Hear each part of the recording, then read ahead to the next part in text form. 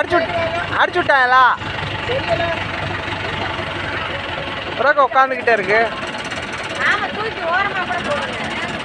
ஏதோ அடிச்சு விட்டாங்க போல தெரியுது.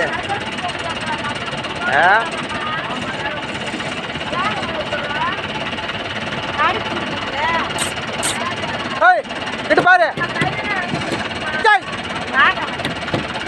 எந்த சொல்லலாம். அடியா எந்திரிச்சு போடி. போ முதல்ல எந்திரிச்சு ஓடு.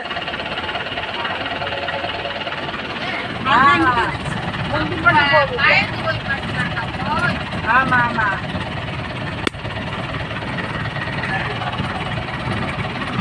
அடிச்சிருக்காயம்மா. அதே திணறுது அந்த